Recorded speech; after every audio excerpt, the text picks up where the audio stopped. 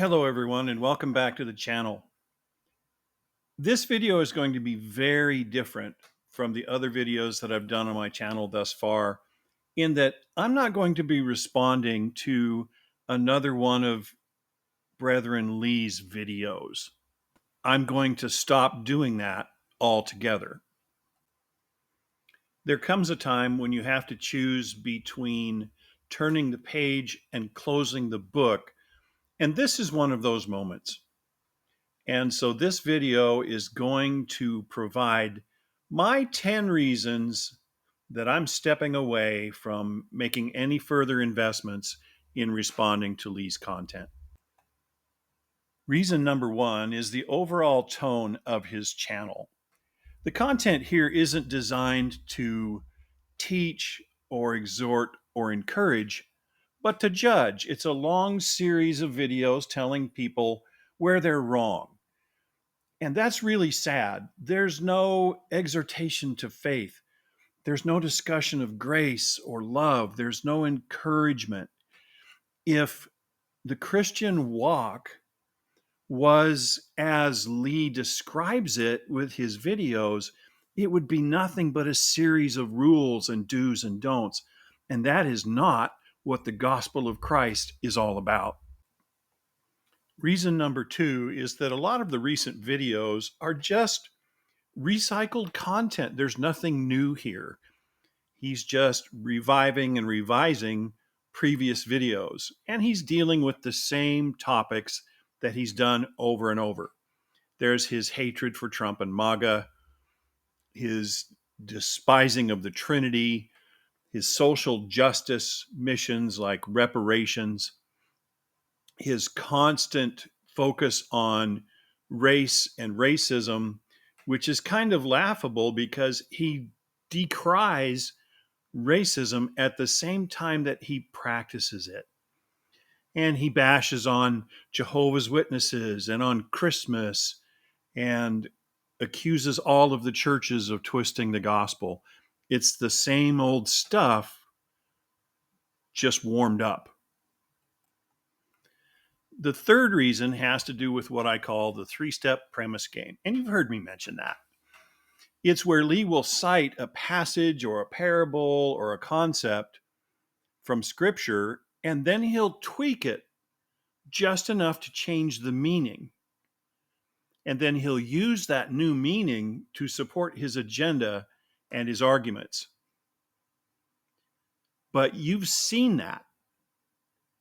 We've called that out in previous videos, so now you know what to look for, and you're equipped to deal with it. Reason number four is Lee's very frequent use of accusations and innuendo without any proof whatsoever. You've seen it on a number of different videos. I'll call him out on something that he says, and I'll challenge him on his lack of evidence, and he will dodge, or he will accuse, or he will do whatever, but he won't support his claims. He just doesn't do that. But you know how to deal with that now. Test it, push back on it, don't believe it. Don't let him take your power of thinking away from you. Reason number five is Lee's ongoing refusal to engage fairly. He will ask you a question and demand an answer, but if you question him, he'll refuse to answer. He will dodge, he'll change the subject, he'll restate the question, but he will not engage fairly. And as soon as you're in a debate with somebody like that, it's pointless. It's fruitless. There's no sense wasting your time on it. And so I'm not going to. Reason number six is his sloppy treatment of scripture. And if you've seen some of my other videos, you've seen me call that out. He'll provide lots of citations, but doesn't actually quote the text. He cherry picks scriptures a verse at a time, or even part of a verse. He'll cite a scripture, but he won't explain how the scripture he chose makes his point. He leaves it up to you to figure out. And he very often will take scripture out of context. If you push back on him about just throwing these citations out like they come out of some sort of spiritual gumball machine. He'll say something like, well, if you had a love of the truth, you'd go look it up. When really what's happening is he's being intellectually lazy and he's putting the onus on his audience to do his work for him. That just gets old. We've been over it over and over, and it's clear that he has no intention of changing it. Reason number 7 is his frequent habit of changing the definitions of words or creating new words,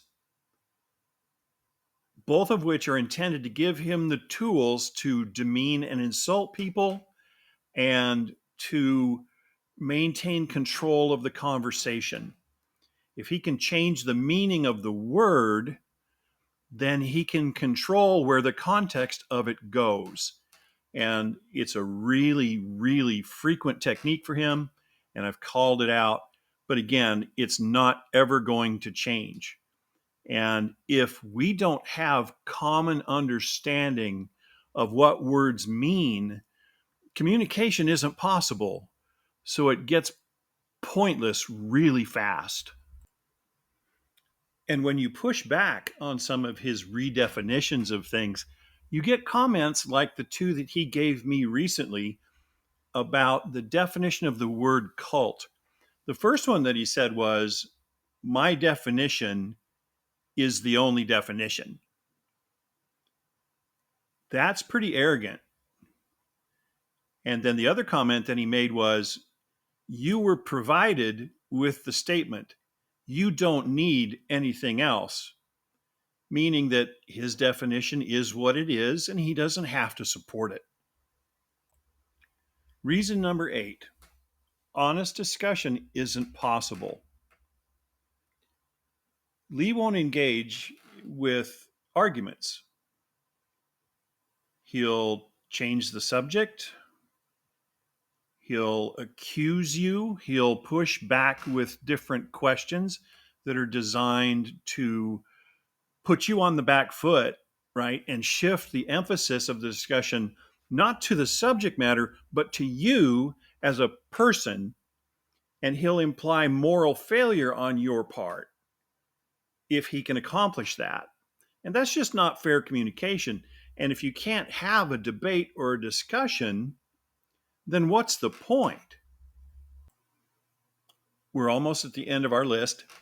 Reason number 9 is that Lee is completely closed down to any point of view other than his own. You can challenge him on something he said. You can disprove a point that he made. You can clarify a scripture and show that he's misinterpreted that and show him what it really means. And he'll just flatly refuse to accept that. He'll throw a bunch of other questions at it. He'll change the subject. At one point, I asked him if he believed that he was physically capable of being wrong. And his response was, prove that I've ever been wrong. So clearly, he's not willing to accept the idea that what he believes can in any way be in error.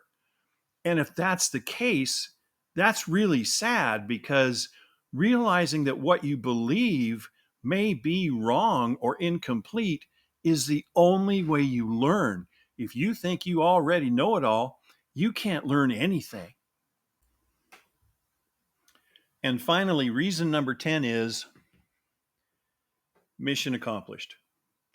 I started these response videos to call out inaccuracies and things that Lee said, techniques that he uses to change things, to tweak meanings, to mislead, to manipulate. And I feel like I've done that. I've called those things out consistently and demonstrated when they showed up. And obviously, it's made no difference in how he conducts himself. And that's okay. I really didn't expect him to change anything that he does.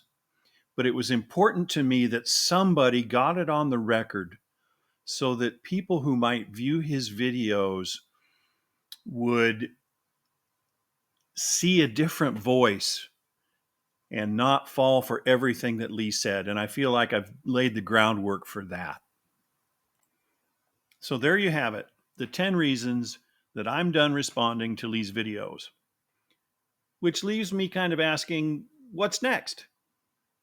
And honestly, I don't know.